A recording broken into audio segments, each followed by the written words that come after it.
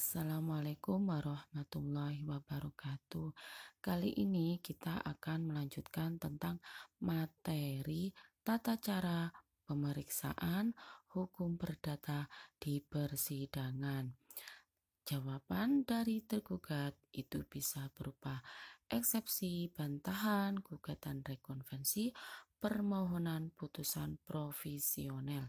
Eksepsi itu sendiri adalah tangkisan dari tergugat yang bertujuan agar pengadilan tidak menerima perkara karena alasan tertentu, misalnya karena wilayah hukumnya yang tidak sesuai, atau juga karena pengadilannya tidak sesuai. Harusnya diproses di pengadilan agama, ternyata diproses di pengadilan negeri. Harusnya di wilayah hukum Malang, ternyata di wilayah hukum Batu. Nah, ini termasuk pada jawaban tergugat tentang eksepsi absolut. Ada juga tentang eksepsi prosesual. Prosesual yaitu eksepsi tentang perkara yang sama dan sudah diputus. Jadi tergugat mengajukan eksepsi karena alasan perkara yang diajukan oleh penggugat adalah perkara yang sama dan sudah diputus. Bisa juga tergugat menjawab dengan eksepsi yang isinya perkara yang sama sedang diperiksa.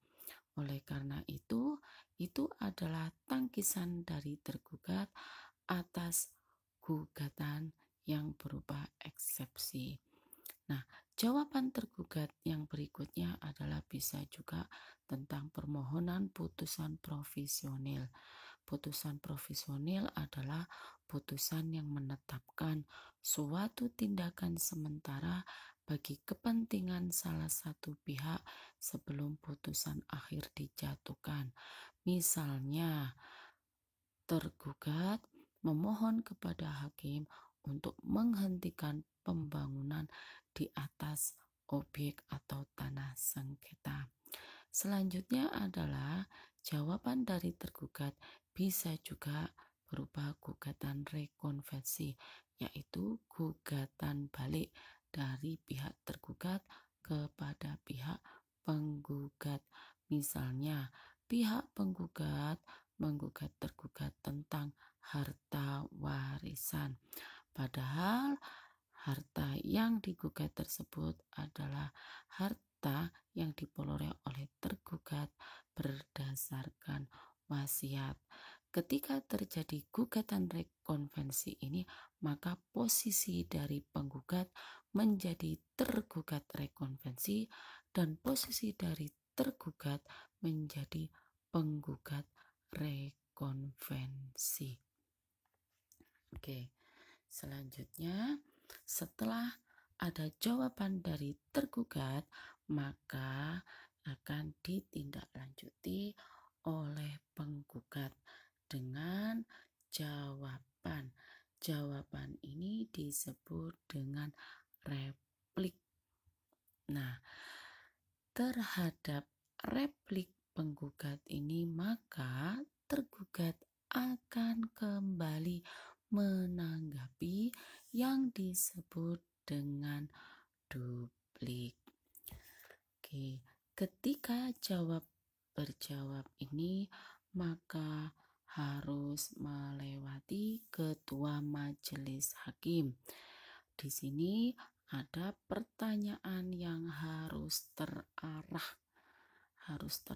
misalnya dalam perkara perkawinan, maka pertanyaan yang terarah adalah kapan pernikahan dilakukan, di mana pernikahannya, adakah kutipan aktanya. Untuk masalah waris, pertanyaan yang terarah adalah siapa yang meninggal, kapan meninggalnya, di mana meninggalnya, siapa keluarganya, adakah harta yang ditinggalkannya, adakah wasiat, dan lain sebagainya. Nah, selanjutnya setelah adanya proses jawab berjawab antara penggugat juga tergugat, maka biasanya ketika jawab berjawab itu kemungkinan akan ada munculnya gugatan intervensi. Nah, intervensi adalah turut campur tangan pihak ketiga. Di sini ada fugging. Fugging yaitu pihak ketiga membela salah satu pihak. Tussenkomst yaitu pihak ketiga tidak membela kedua belah pihak karena dia punya kepentingan sendiri. Selanjutnya adalah virtuaring yaitu tergugat meminta pihak ketiga diikutkan dalam proses untuk menanggung tergugat. Nah, virtuaring ini misalnya adalah A digugat oleh B atas suatu tanah miliknya, sedangkan A itu membeli dari C. Maka A yang digugat oleh B bisa menarik C dalam proses untuk menanggung. Jadi ini adalah kemungkinan akan ada gugatan intervensi. Selanjutnya setelah proses jawab berjawab dilanjutkan dengan pembuktian. Nah, pembuktian ini dimulai dari penggugat dan dilanjutkan dengan pembuktian dari tergugat. Pada tahap ini, semua penggugat atau tergugat atau pemohon maupun termohon diberikan kesempatan yang sama oleh hakim untuk mengajukan bukti-bukti, baik berupa bukti surat maupun saksi. Ini secara bergantian yang diatur oleh hakim. Nah, jika menyangkut tanah, objeknya menyangkut tanah, maka dilakukan pemeriksaan setempat. Oke, selanjutnya adalah pihak yang berperkara akan membuat kesimpulan. Hakim memberikan kesempatan kedua belah pihak untuk menyusun kesimpulan berdasarkan pandangan masing-masing pihak. Kesimpulan ini akan disampaikan kepada hakim. Kesimpulan ini bisa dijadikan hakim menjadi dasar, salah satu dasar dalam musyawarah. Nah, selanjutnya majelis hakim ini melakukan musyawarah. Musyawarah ini bersifat rahasia sehingga sidang diskors dan dinyatakan tertutup untuk umum.